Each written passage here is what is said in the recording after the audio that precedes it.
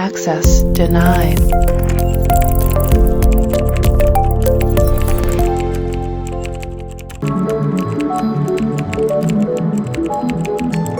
Access granted.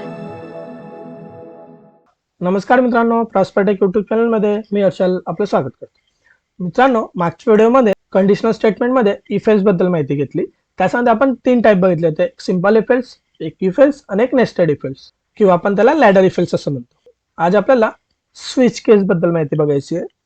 जर if एल्सचा video तुम्ही बघितला नसेल तर तुम्ही आय बटनावर क्लिक करून तो व्हिडिओ बघू शकता. आज आपल्याला स्विच केस बद्दल माहिती बघायची आहे. चला तर मग सगळ्यात आधी आपण एक नवीन फाईल बनवू. फाईलला नाव दिलं आपण switch.html. स्विच केस आपण सिलेक्शन साठी यूज करू शकतो. म्हणजे समजा मल्टिपल कंडिशन असतील, मल्टिपल केसेस असेल आणि त्यासाठी आपल्याला एक पर्टिक्युलर केस सिलेक्ट करायची असेल तर आपण स्विच केसचा वापर करू शकतो. आता स्विच केसचा सिंटॅक्स कसा आहे तर स्विच व्हेरिएबल इथं आल्यानंतर आपला ब्रॅकेट ओपन होणार, ब्रॅकेट ओपन आणि ब्रॅकेट क्लोज. याच्या आतमध्ये आपल्याला केसेस मेन्शन करावं लागेल. जसं की इथं आपण दिलं केस 1, जी काय केस असेल ती, व्हॅल्यू कोलन आणि इथं स्टेटमेंट द्यायचं, जे काय आपलं स्टेटमेंट असणार ते. खाली आल्यानंतर मग या आतमध्ये आपण यूज करणार ब्रेक स्टेटमेंट. आता ब्रेक काय बरं यूज करणार तर पहिली केस जी आहे ती परफॉर्म झाली की त्याच्यानंतर दुसरी केस परफॉर्म नको व्हायला लगेच, म्हणून आपण ब्रेकचा वापर केला.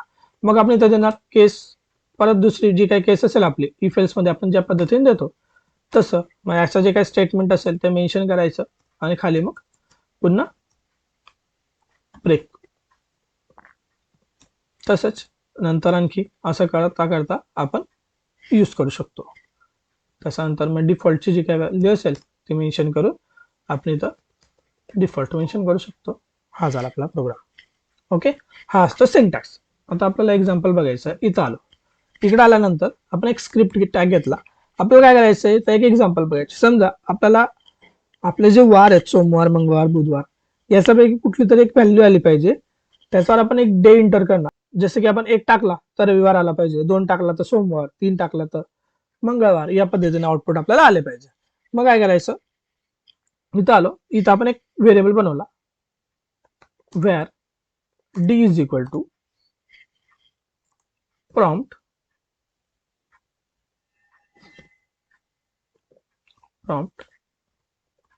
enter a value in 1 to 7. 1 ते 7 मध्ये एखादी व्हॅल्यू एंटर करा. ओके, एंटर अ व्हॅल्यू इनच्या ऐवजी आपण बिटवीन लिहू, बिटवीन 1 to 7. ओके, इतकं आल्यानंतर आता आपल्याला काय करायचंय तर स्विच लिहायचंय. स्विच डी, डी इथं पास केला आपण. इथं आल्यानंतर केस 1, समजा युजरने 1 डिफाईन केला तर काय आलं पाहिजे, इथं आलं पाहिजे अलर्ट मंडे, मंडे, मंडे आला पाहिजे. ओके, एवढं झाल्यानंतर हे ब्रेक होणार. मग त्याच्यानंतर दुसरी केस, केस 2, समजा युजरने 2 एंटर केला तर मग अलर्ट ट्यूजडे ब्रेक. केस 3, समजा युजरने 3 एंटर केला असेल तर मग अलर्ट वेन्सडे ब्रेक. केस 4, अलर्ट थर्सडे ब्रेक. केस 5, अलर्ट फ्रायडे ब्रेक. केस 6,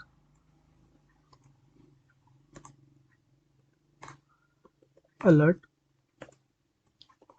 सॅटरडे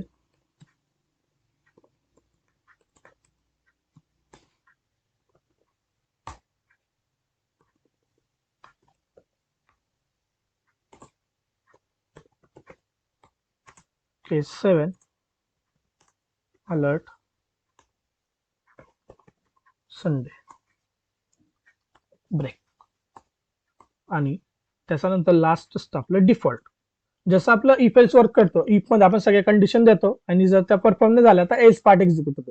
तसं एक केस परफॉर्म झाल्यानंतर जर आपल्याला काही मिळालं नाही, त्याचा रिलेटेड इनपुट नसेल, तर मग इथं आपण डिफॉल्ट हा अलर्ट सारखा त्याच्यानंतर डिफॉल्ट हा एल सारखा वर्क करतो. समजा आपण इथं दिलं इनव्हॅलिड इनपुट.